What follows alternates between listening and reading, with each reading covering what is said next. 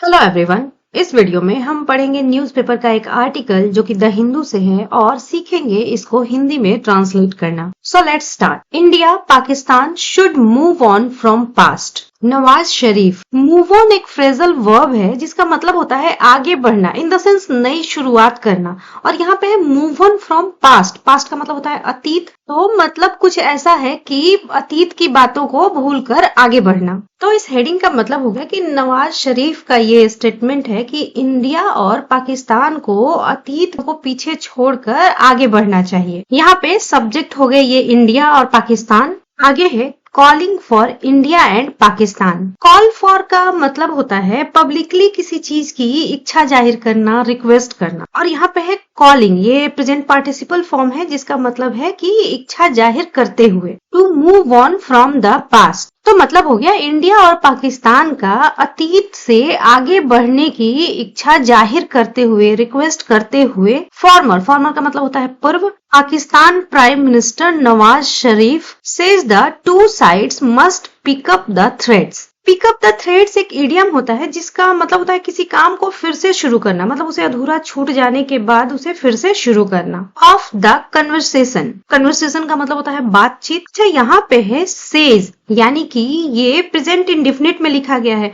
कभी कभी हेडिंग के अलावा भी प्रेजेंट इंडेफिनिट का यूज किया जाता है किसी न्यूज को नरेट करने टाइम एक स्पेशल इफेक्ट डालने के लिए, पर हम उसका हिंदी ट्रांसलेशन प्रेजेंट इंडेफिनिट की तरह नहीं करते हैं। तो पूर्व पाकिस्तान प्रधानमंत्री नवाज शरीफ ने कहा टू साइड्स, यानी कि भारत और पाकिस्तान दोनों पक्षों की बात हो रही है। मस्ट का मतलब अवश्य, तो उनने कहा कि दोनों पक्षों को अवश्य ही बातचीत को फिर से शुरू करना चाहिए। दैट, अब ये दैट इस कन्वर्सेशन के लिए आया है। He had begun with former Prime Minister Atal Bihari Vajpayee and prime minister Narendra Modi, और ही नवाज शरीफ के लिए आया है। तो मतलब हो गया जो उन्होंने पूर्व प्रधानमंत्री अटल बिहारी वाजपेयी और प्रधानमंत्री नरेंद्र मोदी के साथ शुरू किया था। सेंटेंस के फर्स्ट पार्ट में सब्जेक्ट है नवाज शरीफ और सेज है मेन वर्ब। अब जो क्लॉज दैट के बाद शुरू है वहां पे फिर से सब्जेक्ट है ये ही, जो कि नवाज शरीफ के लिए आया है, और इसका मेन वर्ब है ये बिगन। यहाँ पे हैड है और वर्ब की थर्ड फॉर्म है, तो ये है पास्ट परफेक्ट में। आगे है the visit by external affairs minister S Jaishankar. यहाँ पे विजिट का मतलब है दौरा और एक्सटर्नल अफेयर्स मिनिस्टर कहने का मतलब है विदेश मंत्री। फॉर का मतलब है के लिए। The Shanghai Cooperation Organisation SCO, इसकी मीटिंग इस बार इस्लामाबाद में हुई थी, तो इसी के बारे में बात हो रही है कि SCO के लिए विदेश मंत्री एस जयशंकर का दौरा दिस वीक, यानी कि इस सप्ताह, वाज अ बिगिनिंग। बिगिनिंग का मतलब है यहाँ पे शुरुआत, मतलब कि विदेश मंत्री का इस सप्ताह का वो दौरा एक शुरुआत थी। And hoped it would be followed by an opening. Opening का मतलब उद्घाटन होता है या किसी चीज का शुरू होने के लिए ओपनिंग वर्ड का यूज किया जाता है। फॉलो का मतलब होता है अनुसरण करना, और होप का मतलब होता है उम्मीद करना। ये इट जो है इस बिगनिंग के लिए यूज किया गया है, तो उन्होंने उम्मीद की कि ये एक ओपनिंग के द्वारा फॉलो किया जाएगा। ही एड्स, उनने आगे कहा। अब यहाँ तक के पार्ट में सब्जेक्ट है ये विजिट, ये जो वॉज है इस विजिट के लिए आया है। आगे है ही was speaking to a group from the Indian media including the Hindu. Including एक प्रीपोजिशन है जिसका मतलब है समेत, तो मतलब हो गया द हिंदू समेत इंडियन मीडिया के एक ग्रुप से वो बात कर रहे थे। वो यानी कि नवाज शरीफ की बात हो रही है। सेंटेंस में सब्जेक्ट है ये ही, मेन वर्ब है ये स्पीकिंग, और ये है पास्ट कंटिन्यूअस में।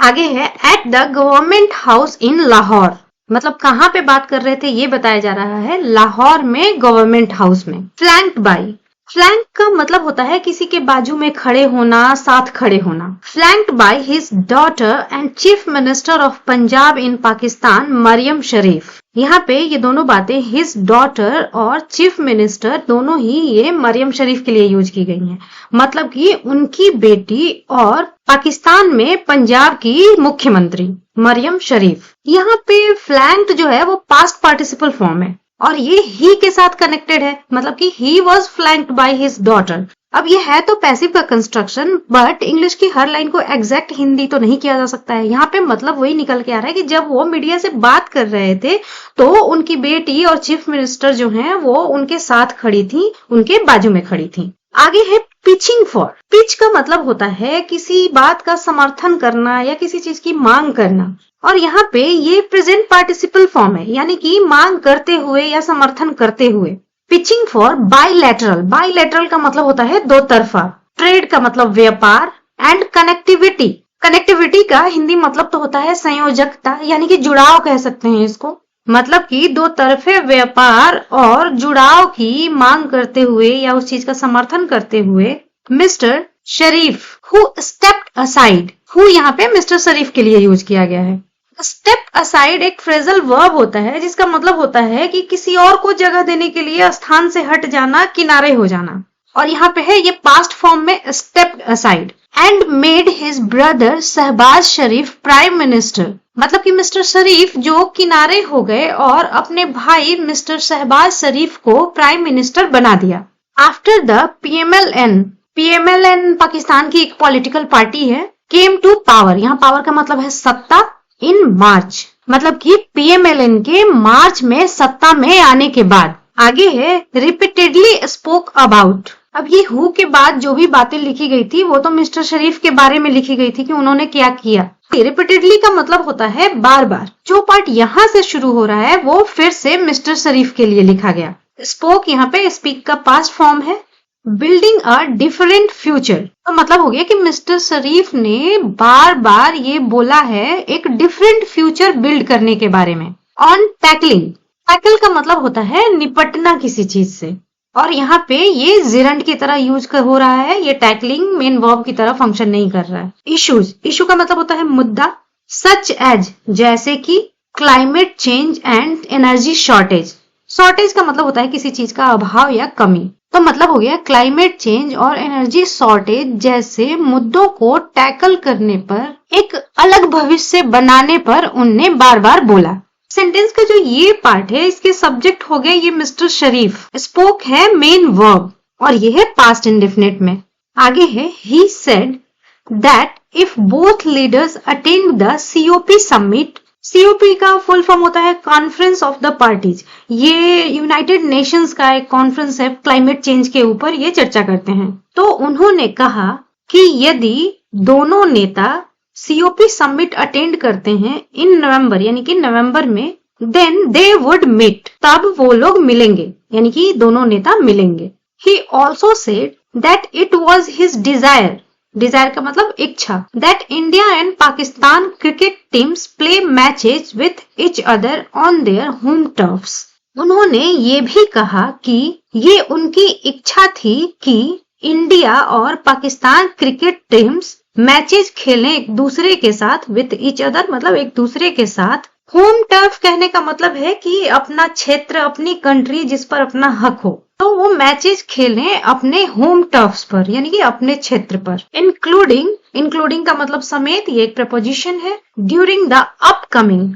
अपकमिंग एक एडजेक्टिव होता है जिसका मतलब होता है शीघ्र होने वाला, जल्दी ही होने वाला। Champions trophy in Pakistan and the Asia cup in India next year. मतलब कि उनकी ये भी इच्छा है कि जो इंडिया और पाकिस्तान की टीम्स हैं वो मैचेस खेलें अपने होम टर्फ्स पे, यानी कि अपनी कंट्रीज में, अपने क्षेत्र पर। इन दो मैचेस के समेत, इंक्लूडिंग मतलब समेत, इस चैंपियंस ट्रॉफी और एशिया कप की बात कर रहे हैं। यहाँ पे सब्जेक्ट है ये ही, सेड है मेन वर्ब और ये है पास्ट इंडेफिनिट में। Laying blame.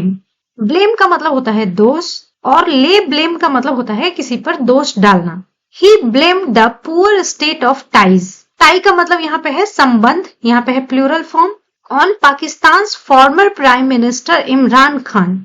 मतलब कि उन्होंने संबंधों की खराब स्थिति का ब्लेम पाकिस्तान के पूर्व प्राइम मिनिस्टर इमरान खान पर डाला। सब्जेक्ट हो गया ही और ब्लेम्ड है इसका मेन वर्ब, यह है पास्ट इंडेफिनिट में।